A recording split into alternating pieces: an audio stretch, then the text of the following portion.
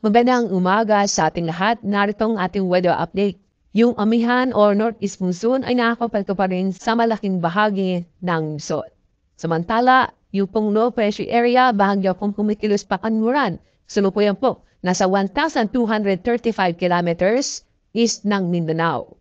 Kasalukuyan, wala pang direktang epekto ang low pressure area sa ating bansa. At sa araw na ito, inaasahan po natin na magiging maganda at maliwas sa panahon nilamang sa Luzon at ganoon din po sa Visayas at sa Mindanao. Pero may chance pa rin na mga isolated na may hinang pag-ulan dito sa Cagayan Valley, Cordillera, Ilocos Region. Kasama na rin po ang mga lalawigan ng Aurora at Quezon. Sa lalabing bahagi ng bansa, may mga isolated na mga pag-ulan. Ito yung mga biglaang buhos na ulan dulot ng mga localized thunderstorm. Ngayong araw wala pa tayong gale warning kaya po safe naman pong pumalaot sa mga baybayin dagat sa buong kapuluan. Konting pag-iingat lang po dahil sa mga thunderstorm, kadalasan sa bandang hapon o gabi.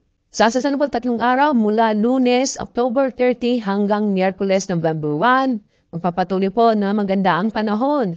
Maliban lang po sa mga isolated na mahihinang pag-ulan po, dulo po yan ng amihan o northeast monsoon. Sa mga kababayan po natin sa Baguio City, epekto pa rin ito ng amihan kaya po sa mga araw nito maulap ang panangitan na may tsansa ng mga may hinang pag-ulan. Sa Legazpi City, maging maulan na po ang panahon sa mga araw nito na may tsansa ng mga may hina hanggang sa katamtaman. Nung kumisan may malalakas na pag-ulan, lulupuyad ng shield light. Hindi po tayo sa mga araw nito dahil sa mga lalakas na pag-ulan na manggugulot o posible manggulot ng mga pagbaha o pagbuhol ng lupa. Sa mga kababayan po natin sa Metro Cebu, pag-ingat po tayo lalo po sa araw ng Martes at Miyerkules dahil yung mga chance po na mga may hinahang sa katamtamang pag-ulan. Kumisan may mananakas sa mga pag-ulan. Pero sa Metro Davao, patuloy po magiging maganda at maliwas sa panahon mula Lunes hanggang Miyerkules, maliban po sa mga localized thunderstorm sa bandang hapon